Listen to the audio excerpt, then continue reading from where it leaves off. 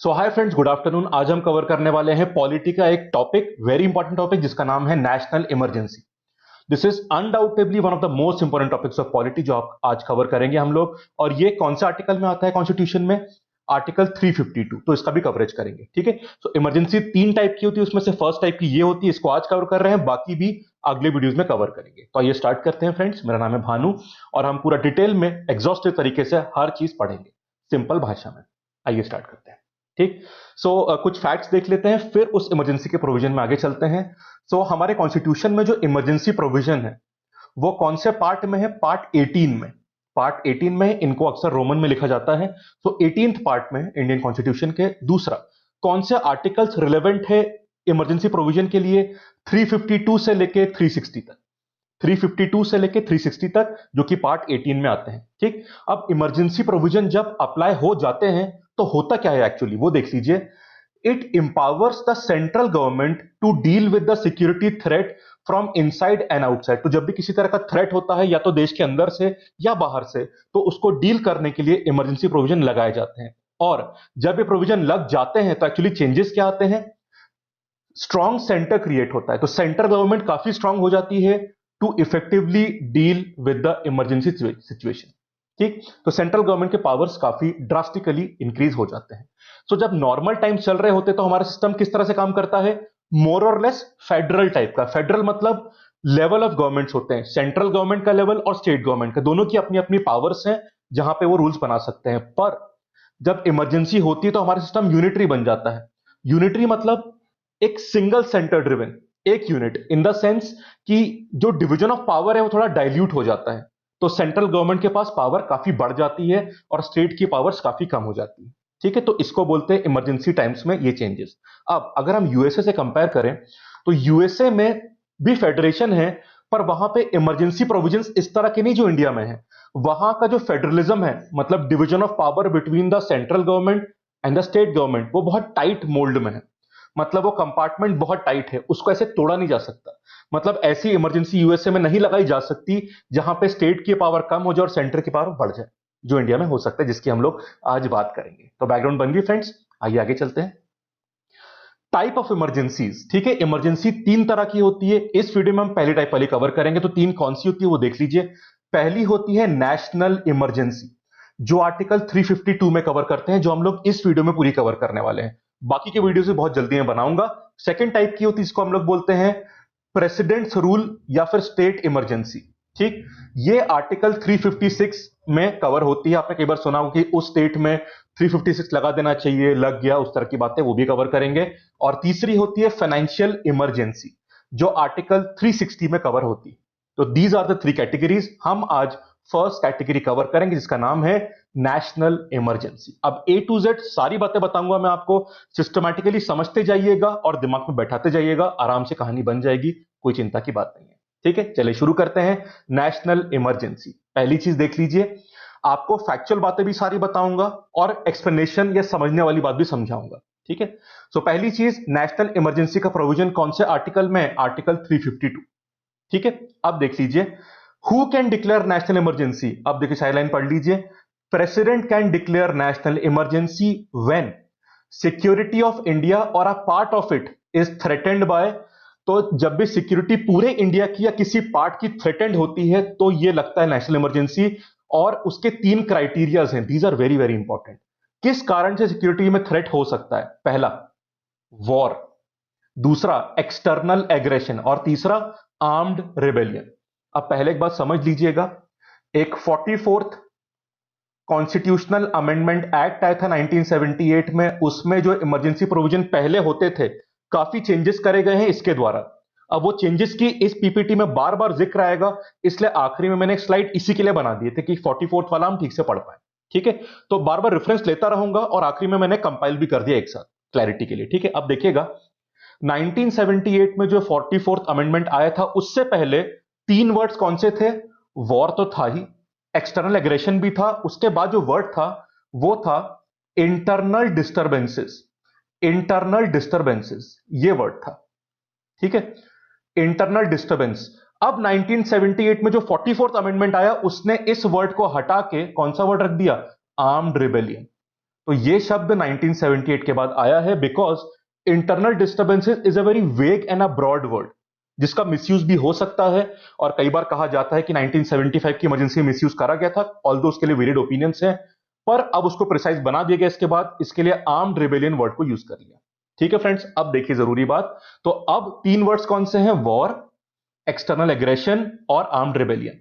अब internal disturbance नाम का कोई वर्ड यहां पे एग्जिस्ट नहीं करता, पहली बात तो ये। दूसरी बात, आर्म्ड रिबेलियन देश के अंदर होती है, ठीक है, कि किसी ग्रुप ने कोई रिबेलियन उस तरह से, फॉर एग्जांपल कोई बहुत बड़ा ग्रुप बन गया, उसने पूरी आर्म्स उठा दी स्टेट के अगेंस्ट, तो फिर उसमें इमरजेंसी लग सकती है, ऐसे केसेस। पर एक्सटर्नल एग्रेशन में तो एक्सटर्नल वर्ड लिखा ही है और वॉर भी बाहर ही होती है, ठीक है। अब इन दोनों में फर्क क्या है? देखिए, दोनों सुनने में सेम से लगते हैं पर एक फर्क है। फर्क यह है, वॉर मतलब जब दो देश ऑफिशियली वॉर डिक्लेयर करते हैं कि भाई इंडिया और चाइना ने ऑफिशियली वॉर डिक्लेयर कर दी है, ऑफिशियली डिक्लेयर होगी, लड़ाइयां हो रही हैं। एक्सटर्नल एग्रेशन में ऑफिशियली वॉर डिक्लेयर नहीं होती, एक तरह की प्रॉक्सी वॉर चलती रहती है कि इसने हमला कर दिया, उसने हमला कर दिया, तो ऑफिशियल वॉर नहीं होती, बट प्रॉक्सी वॉर टाइप का, कोल्ड वॉर टाइप का चलता रहता है, उसको बोलते हैं एक्सटर्नल डिस्टर्बेंसेस। थोड़ा सा फर्क है यहाँ पे, एक फाइन बाउंड्री दोनों के बीच में, ठीक है। बट एक्सटर्नल एग्रेशन कभी भी फॉर्मल वॉर बन सकती है, समझ गए? अब देख लीजिए, पहली बात तो ये तीन रीजन ध्यान रखना, ये सबसे इंपॉर्टेंट बात है इस चैप्टर की, कि वॉर कहां गया, हाँ, ये रहा पहला, ये रहा दूसरा, ये रहा तीसरा, ये कीवर्ड्स हैं जो कॉन्स्टिट्यूशन में लिखे हैं। अब एक बात ध्यान रखिए, लास्ट पॉइंट पढ़ लीजिए, ये रहा last point. President can declare national emergency before the occurrence of actual event if the imminent danger is there. मतलब इमरजेंसी लगाने के लिए war, external aggression, armed rebellion का होना जरूरी नहीं है। अगर प्रेसिडेंट को आशंका है कि ऐसा फ्यूचर में, नियर फ्यूचर में हो सकता है, तो उस सस्पेशन पे भी इमरजेंसी लगाई जा सकती है। तो ध्यान रखिएगा, अगर एक सस्पेशन है, अकरेंस हुआ नहीं है पर चांसेस बहुत हाई हैं, तो फिर भी लगाया जा सकता है। ये बात ध्यान रखिएगा, इसे घुमा फिरा के कॉन्सेप्चुअली कई बार पूछा जा सकता है। तो समझ गए, ये रीजंस हैं। आगे चलते हैं। अब देखिए, आपने तीन रीजन पढ़े, उसमें से जो दो रीजन है, पहले वॉर और एक्सटर्नल एग्रेशन, इन चीजों के कारण जब इमरजेंसी लगती है तो उसको बोलते हैं एक्सटर्नल इमरजेंसी, फर्स्ट केस। और जब आर्म्ड रिबेलियन की वजह से इमरजेंसी लगती है तो उसको क्या बोलते हैं? Internal emergency. तो क्लासिफाई करने के ये दो तरीके भी है, एक्सटर्नल और इंटरनल। पहले दो एक्सटर्नल और आखिरी वाला कौन सा है? इंटरनल। समझ गए? अब आगे चलते हैं। तो कहानी पूरी दिमाग में बनती जा रही है ना? आगे चलिए। अब देखिए, national emergency can be applied to the entire country. आप देख रहे हैं, हर पॉइंट जहां पे डाउट हो सकता है या मुझे क्लैरिटी चाहिए, वो मैं आपके सामने लाया हूं यहां पे, ताकि कोई भी डाउट ना रहे आपको। अब इमरजेंसी नेशनल सुनने में लगता है पूरा देश, पर ऐसा नहीं है। ये एंटायर कंट्री पर भी लग सकती है और उसके एक पार्ट में भी लग सकती है। और ये चेंज हमने कब किया था? 42nd constitutional amendment act. मैं शॉर्ट फॉर्म यूज करूंगा, 42nd कॉन्स्टिट्यूशनल अमेंडमेंट एक्ट। तो CAA का मतलब क्या होगा? कॉन्स्टिट्यूशनल अमेंडमेंट एक्ट, मतलब एक ऐसा एक्ट जिसके थ्रू हमने कॉन्स्टिट्यूशन को अमेंड या चेंज किया, ठीक है। सो 42nd कॉन्स्टिट्यूशनल अमेंडमेंट एक्ट जो 1976 में आया था, उसने अलाउ किया प्रेसिडेंट को कि वो नेशनल इमरजेंसी इंडिया के किसी पार्ट में भी लगा सकते हैं। पूरे इंडिया में लगाना जरूरी नहीं है, किसी पार्ट में भी लग सकते हैं। वो इस एक्ट से प्रोविजन आया था। समझ गए? आगे चलते हैं। अब देखिए कि अप्लाई किस तरह से होती है। जो यूनियन कैबिनेट होती है, जिसमें कौन होता है वो देख लीजिए, प्राइम मिनिस्टर होते हैं and other ministers of cabinet rank, they should communicate the same in writing to the president. ठीक है, तो अगर इमरजेंसी लगानी है तो प्रेसिडेंट लगाते हैं, पर उनको एक रिटन कम्युनिकेशन होना चाहिए। किसकी तरफ से? कैबिनेट की तरफ से, जिसमें प्राइम मिनिस्टर भी आते हैं और सीनियर मिनिस्टर जो कैबिनेट मेंबर्स हैं वो भी आते हैं। ठीक है, जब लिखित में जाएगी बात तभी इमरजेंसी लगेगी। और ये चेंज कब लाया गया है? अगेन 44th वाला दोबारा गया, मैं बाद में कंपाइल भी करा आपके लिए, चिंता मत करिए, सारे पॉइंट एक साथ दोबारा बताएं। ये change 44th constitutional amendment act 1978 से आए हैं। इससे पहले पता है क्या होता था? अगर प्राइम मिनिस्टर ने वर्बली भी बोल दिया तो प्रेसिडेंट को लगाना पड़ता था, वो थोड़ा वेग काम था। इस कारण से आप कहते हैं ना, 1975 में जो इमरजेंसी हुई थी, उस टाइम पे इंदिरा गांधी जो प्राइम मिनिस्टर थी, उन्होंने वर्बली बोल दिया था प्रेसिडेंट को, कैबिनेट को बाद में बताया गया था। तो अब उसके बाद 1978 में जो अमेंडमेंट है, उसके बाद रूल क्या बन गया? नहीं, कैबिनेट के सारे मेंबर्स जब अग्री होकर लिखित फॉर्म में करेंगे कि भाई लगाना चाहिए, तब वो लगेगी। ठीक है, so this is very important, communication and in writing और कैबिनेट, ये तीन वर्ड्स आर वेरी इंपॉर्टेंट। इसका मतलब समझे, prime minister alone can not recommend the emergency, ताकि मिसयूज ना हो पाए। ठीक है, और रिटर्न में होना चाहिए। अगली बात, आगे चलते हैं। अब पार्लियामेंट से प्रोक्लेमेशन चाहिए होता है, ये इमरजेंसी जरूरी होता है कि भाई कैबिनेट ने लिख के दे दिया, प्रेसिडेंट ने लगा दिया, but this should be proclaimed by the parliament. Parliament मतलब लोकसभा एंड राज्यसभा, ठीक है। प्रेसिडेंट भी उसमें आते हैं, प्रेसिडेंट तो पहले ही प्रोक्लेम कर चुके होते हैं, तो बाकी दोनों हाउस से भी प्रोक्लेमेशन जरूरी है। अब वो क्या, देख लीजिए एक बार। प्रोक्लेम मतलब अप्रूव करना एक तरह से। So proclamation of emergency must be approved by both the houses of parliament within 1 month from the date of issue. तो अगर आज इशू हुआ तो 30 दिन, एक महीने के अंदर ये पूरा अप्रूव हो जाना चाहिए। होगी बात क्लियर? With in 1 month. अब पहले ये प्रोविजन 2 मंथ्स का था, मतलब विद इन 2 मंथ्स अप्रूवल चाहिए, उसके बाद इसको रिड्यूस करा गया, इसको 1 मंथ करा गया। और ये चेंज दोबारा किससे करा गया? 44th constitutional amendment act 1978। आप नोट मत करो, मैंने आखिरी में पीपीटी बना के रखा है इसका। इसी पीपीटी में लास्ट स्लाइड यही है कि मैंने 44 वाले सारे पॉइंट लिख दिए। तो पहले 2 महीने था, अब क्या हो गया? 1 महीने। ठीक है फ्रेंड्स, अब एक जरूरी चीज देखिए, जब भी कोई चीज पार्लियामेंट में पास होती है तो उसमें बहुत सारे तरीके होते हैं। It can be a passing by normal majority, it can be bye special majority. तो यहां पे क्या है? यहां पे पता है क्या है? It is special majority.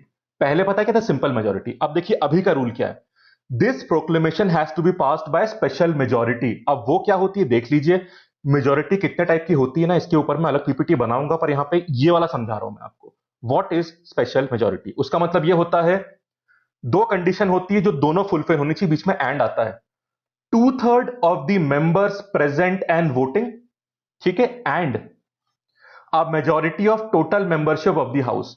मतलब जो पूरी मेंबरशिप है हाउस की, उसका 50% के ऊपर होना चाहिए, और जो उस वक्त प्रेजेंट है और वोट कर रहे हैं उनका 2/3 होना चाहिए, तब जाके इसे पास माना जाएगा। इसी को बोलते हैं स्पेशल मेजोरिटी, जो यहां पे लगती है। ठीक। This change was also introduced by 44th constitutional amendment act 1978। उससे पहले सिंपल मेजोरिटी काफी, ये सिंपल मेजोरिटी काफी होती थी, तब स्पेशल की जरूरत नहीं होती थी। 50% मतलब जितने लोग हैं 50% के ऊपर हो गया, काम खत्म। ये 2/3 वाली पूरी कहानी तब नहीं लगती थी। तो पहले सिंपल था, अब क्या हो गया? Special majority. तो आप देख रहे हैं 44th अमेंडमेंट में काफी मिसयूज के लूप होल्स बंद करे गए हैं और प्रोसेस रिफाइन करे गए हैं। आगे चलते हैं। आप देख लीजिए, एक प्रॉब्लम है। राज्यसभा तो परमानेंट हाउस होता है, पर लोकसभा तो टेम्पररी हाउस होता है ना। अब मान लो आज नोटिफाई करेगी इमरजेंसी, ठीक, पर प्रॉब्लम यह है, अगर उसके 1 महीने के अंदर मान लो लोकसभा थी ही नहीं, या फिर उसके 1 महीने के अंदर वो डिसॉल्व होने वाली है, तब क्या करेंगे? तब उसके लिए लिखा हुआ है, so if proclamation can not be passed in Lok Sabha within 30 days for any reason. Reason बताया मैंने आपको, कौन से रीजन? या तो लोकसभा डिसॉल्व है ऑलरेडी, या फिर अगले 1 महीने के अंदर डिसॉल्व होने वाली है, तब तो पास नहीं करवा पाओगे आप। ठीक। तो फिर तब कंडीशन क्या होती है वो देख लीजिए। तब it must be passed in Rajya Sabha within 30 days and then by the Lok Sabha within 30 days after its first meeting. तो लोकसभा जैसे ही दोबारा बनेगी या सेशन में दोबारा आएगी, तो पहली मीटिंग जब होगी उसके 30 days के अंदर उससे पास करवा लीजिए, पर तब तक राज्यसभा से पास हो जाना चाहिए। अगर राज्यसभा से ही पास नहीं हो पाए तो लोकसभा का सवाल ही नहीं उठता था। ठीक है। पर अगर दोनों हाउस वर्क करे तो दोनों में इंट्रोड्यूस करके 30 days में दोनों में पास हो जाना चाहिए। कैसे? स्पेशल मेजोरिटी से। क्लियर? तो थोड़ा यहां पे लोकसभा में एक लीड कई बार मिल जाती है कि अगर किसी कारण से मीटिंग नहीं हो पा रही है, डिसॉल्व हो गई है, तो जब होगी दोबारा फर्स्ट मीटिंग उसके 30 days तक आपको पास करवाना पड़ेगा बाय स्पेशल मेजोरिटी। समझ गए? और if approve by both the houses of parliament, emergency continues for 6 months eight a time. एक बार में जो अप्रूवल है वो 6 महीने तक चलता है, and it can be extended indefinitely with a periodical 6 months approval. Emergency indefinite time तक चल सकती है, पर हर बार 6-6 महीने के इंटरवल बनेंगे। मतलब आपको हर 6 महीने में पार्लियामेंट से अप्रूव कराना पड़ेगा, पर ये 6 महीने कितनी बार हो सकते हैं? वो इंडेफिनेट हो सकता है। समझे? ये चेंज जो था, this is very important, this change was again introduced by 44th constitutional amendment act 1978। मतलब समझ लीजिए, इससे पहले एक बार पार्लियामेंट ने अप्रूव करी तो इनफाइनाइट चलता रहेगा जब तक उसको रोका ना जाए इमरजेंसी को। पर अब क्या हो गया है? हर बार होगा, पर 6 महीने के लिए होगा, उसके बाद आपको 6 महीने के लिए दोबारा करना पड़ेगा। इनडेफिनेट अभी भी है, पर 6 months में पीरियोडिकल अप्रूवल्स लेने होंगे। Again improvement of the methods by 44th amendment. फर्क समझ गए? पहले एक बार अप्रूव किया, चलता रहेगा जब तक आप बंद ना कर दो। अभी भी चलता रहेगा, पर 6-6 महीने में अप्रूवल लेने पड़ेंगे। ठीक है। चलिए, अब जुडिशियल रिव्यू। मतलब प्रेसिडेंट ने अगर इमरजेंसी अप्लाई कर दी है, प्रोक्लेम कर दी है, तो फिर क्या इसका जुडिशियल रिव्यू हो सकता है? मतलब इस डिसीजन का जुडिशरी कुछ रिव्यू कर सकती है या नहीं, कुछ रोल कोर्ट्स का है या नहीं, उसके बारे में दो फैक्ट देख लीजिए बिल्कुल प्रिसाइज भाषा में। 38 कॉन्स्टिट्यूशनल अमेंडमेंट एक्ट जो 1975 में आया था, उसमें रूलिंग ये दी, मतलब उसमें जो चेंजेस करे गए, रूलिंग नहीं, एक्ट तो पार्लियामेंट का होता है, तो इस एक्ट में रूल ये बना था कि it made a declaration that national emergency is immune from judicial review. तो 1975 के 38 कॉन्स्टिट्यूशनल अमेंडमेंट एक्ट में ये रूल बन गया कि नेशनल इमरजेंसी इम्यून, मतलब उसमें जुडिशियल रिव्यू नहीं हो सकता, उससे बचा हुआ है, ठीक है। पर this provision of this act was deleted bye, again दोबारा कौन आ गया, 44th एक्ट 1978, ठीक है। सो 38 वाले इस प्रोविजन को 44th वाले ने हटा दिया। अब स्टेटस क्या है, जुडिशियल रिव्यू हो सकता है, जो डिसीजन लिया गया है उसे कोर्ट्स असेस कर सकते हैं, ठीक है। It is under the ambit of judicial review, and इस डिसीजन को फर्दर री इन्फोर्स करा गया था सुप्रीम कोर्ट द्वारा मिनर्वा मिल, ये कॉल नहीं ये केस है, मिनर्वा मिल केस 1980, ठीक है। तो मिनर्वा मिल केस जो था 1980 का, उसमें कोर्ट ने इसको री इम्पोज किया था, समझ गए। चलिए आगे चलते हैं। अब ये तो इमरजेंसी की बात हो गई, अब इमरजेंसी हटाई कैसे जा सकती है, how can we revoke the national emergency? उसके रूल बहुत सिंपल है, दो तरह से हट सकती है। पहला देख लीजिए, पहला, a proclamation of emergency can be revoked by the president at any time. President जब चाहे इसको रिवोक या कैंसिल कर सकते हैं। कैंसिल करने के लिए जो ऑर्डर आता है उसको पार्लियामेंट्री अप्रूवल की जरूरत नहीं। तो इमरजेंसी लगाने के लिए पार्लियामेंट्री अप्रूवल चाहिए आपको, पर हटाने के लिए अप्रूवल नहीं चाहिए अगर प्रेसिडेंट हटाता है, ठीक है। दूसरा, 44th कॉन्स्टिट्यूशनल अमेंडमेंट एक्ट जो 1978 का था, उसमें से एक प्रोविजन और ऐड करा गया है कि लोकसभा चाहे तो एक रेजोल्यूशन पास कर सकती है जिससे वो इमरजेंसी जो नेशनल वाली है उसको डिसकंटिन्यू कर सकती है, और ऐसे प्रोविजन डिसकंटिन्यू वाले को सिर्फ सिंपल मेजोरिटी से पास करवाना है। क्लियर? तो फर्क समझ गए। प्रोक्लेम करने के लिए या इमरजेंसी लगाने के लिए रोल दोनों का होता है, लोकसभा का भी राज्यसभा का भी, और कैसे होता है, स्पेशल मेजोरिटी से। पर हटाने के लिए पावर सिर्फ लोकसभा के पास है, वो भी सिर्फ सिंपल मेजोरिटी से। And this change was introduce by 44th constitutional amendment act 1978। एक बात और, अगर उस टाइम पे लोकसभा नहीं चल रही है तो एक प्रोविजन और है यहां पे कि पूरी लोकसभा के जो 1/10 मेंबर हैं वो एक रेजोल्यूशन दे सकते हैं स्पीकर को। देखो, लोकसभा अगर डिसॉल्व नहीं है, मतलब सेशन में नहीं है, तब की बात हो रही कि अगर लोकसभा सेशन में नहीं है पर हमको इमरजेंसी हटाने के लिए सेशन चलाना पड़ेगा, सेशन में तो पास होगा, तो सेशन को चालू करवाने के लिए एक प्रोविजन है कि अगर लोकसभा डिसॉल्व नहीं हुई है पर सेशन नहीं है उसका, तो लोकसभा के 1/10 मेंबर अगर एक रिक्वेस्ट या प्रोक्लेमेशन या एक, मतलब एक प्रोक्लेमेशन बोल सकते हैं, अगर वो सबमिट करते हैं किसके पास, रिक्वेस्ट मान सकते हैं, अगर ये लोग रिक्वेस्ट सबमिट करते हैं स्पीकर के पास कि भाई सेशन रखवाओ, तो with in 14 days Lok Sabha session होगा और उसमें रेजोल्यूशन को पास करवाया जाएगा। होता है नहीं होता वो अलग बात होगी। क्लियर? पर अगर लोकसभा डिसॉल्व ही हो चुकी है तो ऐसा सेशन बुलाने के लिए किसको भेजी जाएगी रिक्वेस्ट, प्रेसिडेंट को। समझ गए बात? क्लियर? तो इस तरह से होता है। तो अगर लोकसभा चल रही है तो यह रिक्वेस्ट स्पीकर को जाएगी, अगर नहीं है तो फिर प्रेसिडेंट को जाएगी, पर कम से कम 1/10 मेंबर लोकसभा के भेजेंगे रिक्वेस्ट, और तब विद इन 14 डेज सेशन होगा जिसमें सिंपल मेजोरिटी से अगर पास हो गए तो इमरजेंसी खत्म हो जाएगी, ठीक है। These provisions were added by the 44th constitutional amendment act 1978। समझ गए? अब आगे चलते हैं। अब लास्ट पार्ट ये है कि इमरजेंसी जब लगती है, नेशनल इमरजेंसी, तो क्या चेंजेस आते हैं ये देखना पड़ेगा। हम 4 हेड्स में चेंजेस देखेंगे। पहला, एग्जीक्यूटिव चेंजेस क्या होते हैं, फिर लेजिस्लेटिव चेंजेस, एग्जीक्यूटिव मतलब एक्शन ऑफ द गवर्नमेंट, क्या ऑर्डर्स वगैरह पास होते हैं। लेजिस्लेटिव मतलब लॉ मेकिंग प्रोसेस में क्या चेंज होते हैं। फाइनेंशियल चेंजेस देखेंगे, और फंडामेंटल राइट में चेंजेस क्या होते हैं। इन 4 हेड्स में नेशनल इमरजेंसी के हम चेंजेस देखते हैं, क्या असर आता है। पहला, एग्जीक्यूटिव की बात कर लेते हैं, ठीक है। जब भी नेशनल इमरजेंसी लगती है तो एग्जीक्यूटिव एस्पेक्ट में कंट्री यूनिटरी बन जाती है, मतलब सेंट्रल गवर्नमेंट के पास पावर्स बहुत ज्यादा हो जाती है। अब देखिएगा, central can give direction to the state on any matter. जब नॉर्मल टाइम होते हैं ना, so centre can give instructions to state only on certain matters, वरना स्टेट का डोमेन अलग है। कौन से matters? Like promotion of Hindi, maintenance of railways, इन सब चीजों पे सेंट्रल गवर्नमेंट स्टेट को इंस्ट्रक्शन दे सकती है, पर इमरजेंसी जब लगती है वो हर मैटर पे स्टेट गवर्नमेंट को इंस्ट्रक्शन दे सकती है। समझ गए? अब इसमें जरूरी बात समझिएगा, इस कारण से क्या होता है, state governments are brought under the complete control of the centre, पर दे आर नॉट सस्पेंडेड। वो वर्क करती रहती है, पर सेंटर की ऑर्डर देने वाली कैपेसिटी बहुत ज्यादा हो जाती है, अगर ऑर्डर आए तो मानना पड़ेगा, पर वो नॉर्मली अपना वर्क करती रहती है, सस्पेंड नहीं होती स्टेट गवर्नमेंट। ये बात ध्यान रखिएगा।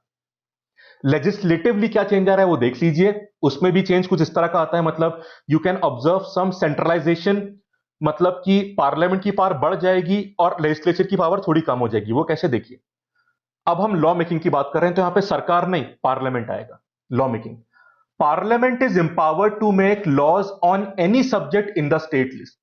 तो नेशनल इमरजेंसी लगने पर स्टेट लिस्ट पर भी पार्लियामेंट बना सकता है कोई लॉ, ठीक है। Such laws will be operative 6 months after the emergency ceases to exist. तो इमरजेंसी जब खत्म भी हो जाएगी उसके 6 महीने तक लॉज चलेगी, फिर वो अपने आप लॉज खत्म हो जाती है, ठीक। पर ध्यान रखिए, अगेन सेम चीज, legislative power of state legislature या state assembly is not suspended. तो पार्लियामेंट को पावर ज्यादा मिल गई है, स्टेट लिस्ट के ऊपर ही पावर मिल गई है, पर स्टेट असेंबली सस्पेंड नहीं हुई, जैसे स्टेट गवर्नमेंट सस्पेंड नहीं होती थी, ठीक है। तो हाँ, बट पार्लियामेंट के पास क्या आ गई है, ओवर राइडिंग पावर। मतलब स्टेट लिस्ट की किसी चीज पर स्टेट असेंबली तो लॉ बना ही सकती है, पर अगर सेंटर ने लॉ बना दी उसी स्टेट लिस्ट के पॉइंट के ऊपर, तो सेंटर वाली लॉ चलेगी। इसे बोलते हैं ओवर राइडिंग पावर, ठीक। And if the parliament is not in session, तो प्रेसिडेंट ऑर्डिनेंस इशू कर सकता है स्टेट लिस्ट के ऊपर भी। तो जो पावर पार्लियामेंट को मिलती है पार्लियामेंट के नहीं होने पर, यही पावर प्रेसिडेंट को मिलेगी in the form of ordinance. तो वो स्टेट लिस्ट के ऊपर भी ऑर्डिनेंस पास कर सकते हैं। तो वो कॉन्करेंसी यहां पे देख सकते हैं, ठीक है। चलिए, इनकी लेंथ पे भी फर्क पड़ता है, जो लाइफ होती है लोकसभा और असेंबली की। तो लोकसभा और स्टेट लेजिस्लेटिव असेंबली, इनकी नॉर्मल लाइफ 5 साल की होती है। डिसॉल्व पहले भी हो सकती है, पर मैक्सिमम लाइफ 5 साल की होती है। इनकी life can be extended beyond this 5 years by a law of parliament for 1 year at a time, ठीक। तो पार्लियामेंट में लॉ पास करके आप लोकसभा या जो स्टेट असेंबली है, उन दोनों की लाइफ 5 साल से आगे भी बढ़ा सकते हैं, पर एक बार में 1 साल का एक्सटेंशन मिल सकता है। समझ गए? And extension can not continue beyond a period of 6 months after the emergency ceases to exist या ऑपरेट। जब इमरजेंसी खत्म हो गई है उसके बाद 6 महीने के अंदर चीजें, मतलब जो एक्सटेंशन मिला है वो इमरजेंसी खत्म होने के 6 महीने बाद के नहीं चल सकता। इमरजेंसी खत्म हुई, एक्सटेंशन जो मिला है वो इस खत्म होने के मैक्सिमम 6 महीने तक और चल सकता है, उसके बाद नहीं। एक्सटेंशन की बात हो रही है, ठीक है। चलिए, ये बात पूरी हो गई हमारी एग्जीक्यूटिव की और लेजिस्लेटिव की, ठीक है। फर्क समझ गए? एग्जीक्यूटिव सरकार करती है, लेजिस्लेटिव असेंबली या पार्लियामेंट करता है। अब फाइनेंशियल चेंजेस क्या हो सकते हैं वो देख लीजिए। President can modify the constitutional distribution of revenues between the centre and the state. ये कॉन्स्टिट्यूशनल वर्ड क्यों बोला है आप जानते हैं? आर्टिकल 280 के बारे में सुबह की वीडियो में भी क्वेश्चन लाया था मैंने, ठीक है। आर्टिकल 280 किसके बारे में? फाइनेंस कमीशन के बारे में। तो जो भी टैक्सेस मिलते हैं, रेवेन्यू मिलती है, उसको सेंटर और स्टेट के बीच में और बहुत सारे स्टेट के बीच में कैसे बांटा जाएगा, वो रेशियो फाइनेंस कमीशन डिसाइड करता है। So it is a constitutional provision. इस कॉन्स्टिट्यूशनल डिस्ट्रीब्यूशन को भी प्रेसिडेंट मॉडिफाई कर सकता है जब नेशनल इमरजेंसी हो गई है, पर ऐसे किसी भी ऑर्डर को उनको हाउस ऑफ पार्लियामेंट के सामने रखना पड़ेगा। समझ गए? चलिए, आखिरी पॉइंट देखते हैं कि नेशनल इमरजेंसी फंडामेंटल राइट्स में क्या क्या चेंजेस करती है। Let us see that point. इसमें 2 आर्टिकल रिलेवेंट है। तो नेशनल इमरजेंसी का चेंज फंडामेंटल राइट पे क्या आता है, इसकी बात करी गई है 358 में और 359 में। पहले 358 की बात कर लेते हैं। तो 358 क्या बोलता है? Suspension of fundamental rights guaranteed bye article 19। तो आर्टिकल 19 पे जो फर्क पड़ता है उसकी चीज कहां बताई गई है? 358, जो डिटेल में बताऊंगा अभी आपको। और बाकी जो सस्पेंशन, जो बाकी फंडामेंटल राइट्स है, उनकी बात 359 में करा है, पर 20 और 21 में अप्लाई नहीं होता। क्या होगा मैं बताऊंगा, वो अभी डिटेल में बात करते हैं। तो आर्टिकल 19 वाली कहानी 358 आर्टिकल में लिखी है और बाकी की कहानी 359 में लिखी है, और दोनों की बात कर लेते हैं हम लोग, ठीक है। चलो पहले 358 की बात करते हैं, तो क्या फर्क पड़ने वाला है फंडामेंटल राइट में वो भी क्लियर हो जाएगा। चलिए, when the national emergency is proclaimed, 6 fundamental rights which are guaranteed by article 19 are automatically suspended। आप आर्टिकल 19 जानते हैं, उससे हमें बहुत तरह की 6 तरह की फ्रीडम मिलती है। Freedom of movement, freedom of profession, freedom of association etcetera. इस तरह की 6 फ्रीडम मिलती है जो आर्टिकल 19 में होती है। पर जैसे ही नेशनल इमरजेंसी लगती है, आर्टिकल 19 अपने आप सस्पेंड हो जाता है, उसे सस्पेंड करने की जरूरत नहीं है, वो ऑटोमेटिकली सस्पेंड हो जाता है। पहली चीज, ठीक है। इट इज, दूसरी बात वेरी वेरी इंपॉर्टेंट, ये चेंज करा गया था 44th कॉन्स्टिट्यूशनल अमेंडमेंट 1978 से, जो मैं बता रहा हूं आपको। क्या ये सस्पेंशन सिर्फ तभी वैलिड होगा जब इमरजेंसी इंपोज किस कारण से करी गई है? वॉर एंड एक्सटर्नल, ये देखिए, war and external aggression and not armed rebellion. ठीक, तो 3 कारण से नेशनल इमरजेंसी होती है। पहली वॉर, दूसरा एक्सटर्नल एग्रेशन और तीसरा आर्म्ड रिबेलियन। जब पहले 2 कारण से इमरजेंसी होगी, सिर्फ तभी आर्टिकल 19 सस्पेंड होगा। थर्ड रीजन की इमरजेंसी में सस्पेंड नहीं होगा। वेरी इंपॉर्टेंट पॉइंट, ठीक है। और एक और चेंज करा गया था, वो देख लीजिए। तो बेसिकली 44th अमेंडमेंट से 2 चेंजेस करे गए थे। एक तो यही कि तीनों में नहीं, सिर्फ पहले 2 पे सस्पेंड होगा। दूसरा, only those laws which are related to emergency can not be challenged in the court. तो जो इमरजेंसी लॉज हैं, सिर्फ उनसे फंडामेंटल राइट हैम्पर हो सकता है। मतलब उनसे अगर मेरा फंडामेंटल राइट अफेक्ट होता है तो मैं कोर्ट नहीं जा सकता। पर ऐसा नहीं कोई भी लॉ में ऐसा हो जाए, सिर्फ वही लॉ जो इमरजेंसी से रिलेटेड है वही हमारे फंडामेंटल राइट को अफेक्ट कर सकती है। सब लॉ में ऐसा नहीं होगा, ठीक है। तो वेगनेस हटाई गई है, प्रिसाइजनेस बढ़ाई गई है। किसके द्वारा? 44th constitutional amendment act 1978। फर्क समझ गए? ये बात थी आर्टिकल 358 की। अब 359 की बात और कर लेते हैं। इसने क्या बोला देख लीजिए। अब यहां बाकी फंडामेंटल राइट्स की बात होगी, वो क्या है देख लीजिए। President can suspend the right to move to any court for the enforcement of fundamental rights during national emergency। ठीक है, तो जो बाकी फंडामेंटल राइट है उनको अप्लाई करने के लिए अगर प्रेसिडेंट चाहे तो रूल हटा सकता है। मतलब बाकी फंडामेंटल राइट को अप्लाई करने के लिए हम कोर्ट नहीं जा सकते, प्रेसिडेंट ऐसा ऑर्डर पास कर सकते हैं। ठीक है, तो आपने ध्यान दिया। इस केस में एक तो कैन आ रहा है, यह काम ऑटोमेटिकली नहीं होता, प्रेसिडेंट को इसके लिए ऑर्डर पास करने पड़ते हैं। और दूसरी बात यह है, इस केस में जो बाकी फंडामेंटल राइट है वो सस्पेंड नहीं हो रहे, पर उनका इन्फोर्समेंट सस्पेंड हो रहा है। मतलब मान लो आर्टिकल 23 है, मान लो, ठीक है, तो वो फंडामेंटल राइट सस्पेंड नहीं हुआ, पर अगर वो बाईपास करा जा रहा है, ठीक है, उसको फॉलो नहीं करा जा रहा, तो उसके लिए इंसाफ के लिए हम कोर्ट में नहीं जा सकते। ठीक है, तो इस कारण से सस्पेंड ऑफिशियली तो नहीं हुआ, इन्फोर्समेंट सस्पेंड हो रहा है, बट सस्पेंड के बराबर ही मान सकते हो। जब आपको उसके खिलाफ जस्टिस मिल ही नहीं सकता तो फिर उसका कुछ खास मतलब रह नहीं जाता। ठीक है, ड्यूरिंग नेशनल इमरजेंसी। तो पर टेक्निकल फर्क समझे ना आप। यहां पे जैसे वहां आर्टिकल 19 सस्पेंड किया था 358 में, यहां सस्पेंड नहीं करा, राइट चल रहा है आपका, पर उसे इन्फोर्स नहीं कर सकते आप। ठीक है, और यहां पे कैन मतलब उसके ऑर्डर पास करना पड़ता है। बट 44th कॉन्स्टिट्यूशनल अमेंडमेंट से 359 में भी 2 चेंजेस करे गए हैं। वो 2 चेंजेस कौन से, ध्यान से देख लीजिए। जैसे यहां पे देखा था आपने 2 चेंजेस, फर्स्ट 2 रीजन वाला ये 358 में, और एक ये वाला, वैसे 2 चेंजेस यहां पे करे 359 में। कौन से देख लीजिए आप। बाकी सारे फंडामेंटल राइट का इंफोर्समेंट सस्पेंड कर सकते हैं, but you can not touch article 20 and 21, इनको सस्पेंड नहीं करा जा सकता। ठीक है, अच्छा, आर्टिकल 20 क्या होता है? जो किसी ऑफेंस के लिए कन्विक्शन जो होता है ना, कन्विक्शन फॉर एन ऑफेंस, तो अगर कोई इंसान किसी ऑफेंस के लिए कन्विक्टेड है तो उसके भी कुछ राइट्स होते हैं, वो आर्टिकल 20 में है। और आर्टिकल 21 क्या होता है ये तो आप जानते हैं, right to life and personal liberty. ये दोनों राइट्स चाह कर भी कोई सस्पेंड नहीं कर सकता। ये 44 से चेंज करता, पहले सस्पेंड हो जाते थे, अब नहीं हो सकते। ठीक है, और दूसरा change exactly same, only those laws which are related to emergency can not be challenged. मतलब वही लॉ जो इमरजेंसी से रिलेटेड है वो हमारे फंडामेंटल राइट हैम्पर कर सकते हैं। ऐसा नहीं कोई भी लॉ हमारे राइट्स हैम्पर कर दे। ये 2 चेंजेस करे गए थे, किससे? 44th कॉन्स्टिट्यूशनल अमेंडमेंट के थ्रू।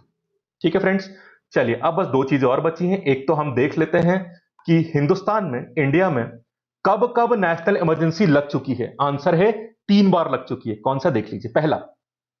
पहली लगी थी 1962 में, अक्टूबर 1962 में, जब चाइनीज एग्रेशन हुआ था नेफा में। नेफा मतलब नॉर्थ ईस्ट फ्रंटियर एजेंसी, जो आज का अरुणाचल प्रदेश है। जब वहां पे चाइना ने एग्रेशन किया था तब हमने नेशनल इमरजेंसी लगाई थी।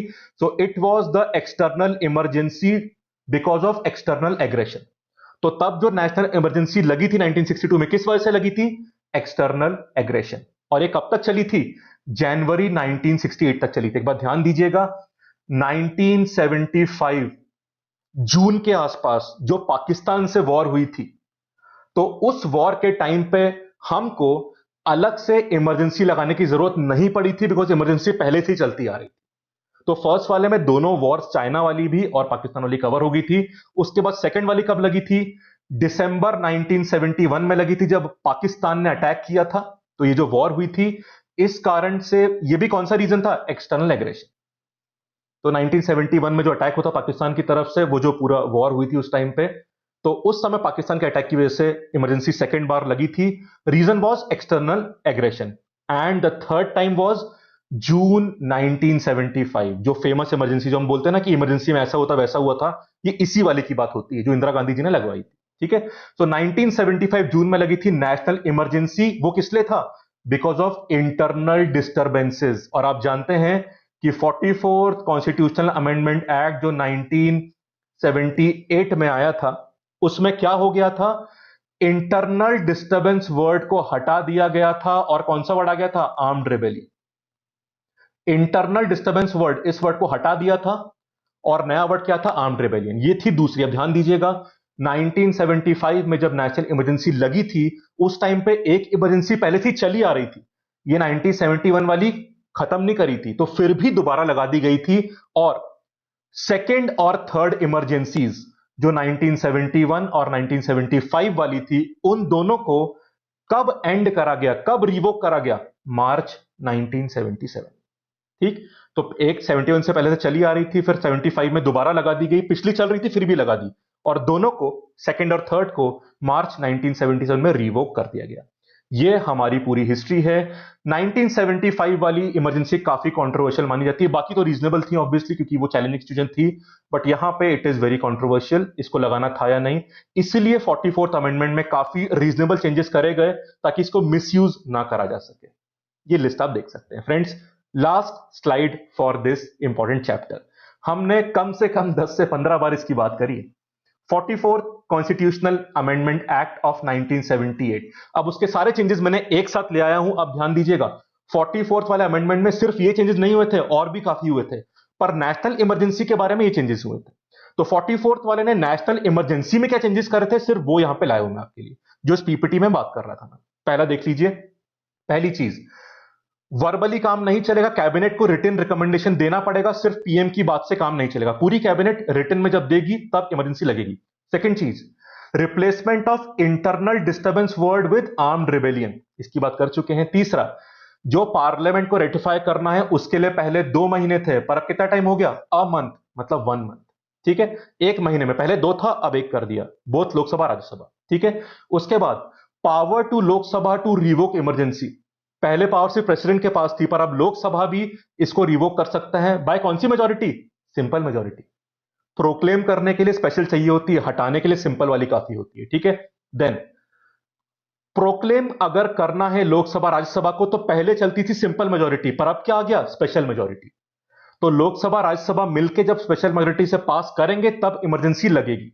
ठीक, पर हटाने की पावर सिर्फ लोकसभा के पास है, वो भी कैसे? सिंपल मेजोरिटी से। तो फर्क समझ गए, प्रोक्लेम करने के लिए सिंपल को रिप्लेस किया स्पेशल से by this amendment. And the last, जो हमारा 359 आर्टिकल है, उसमें जो बाकी 19 के अलावा फंडामेंटल राइट सस्पेंड होते हैं बाय ऑर्डर, उसमें 20 और 21 आर्टिकल सस्पेंड नहीं हो सकता। तो आर्टिकल 20 एंड 21 के जो फंडामेंटल राइट्स है हमारे, they can never be suspended. ये चेंज भी किया था 44th वाले ने। ठीक है फ्रेंड्स, तो ये था पूरी कहानी नेशनल इमरजेंसी और आर्टिकल 352 के बारे में। आई थिंक पूरा क्लियर हो गया होगा। अपकमिंग वीडियोस में बस 1-2 दिनों के अंदर मैं लाऊंगा आपके लिए प्रेसिडेंट रूल, मतलब सेकंड टाइप ऑफ इमरजेंसी, और फाइनेंशियल इमरजेंसी भी कवर करेंगे। वो दोनों वीडियो में मिल जाएंगे आपको। ठीक है फ्रेंड्स, वीडियो को लाइक जरूर कर दीजिएगा और अपने वैल्यूएबल कमेंट्स और फीडबैक जरूर लिखिएगा। Thank you, have a nice day.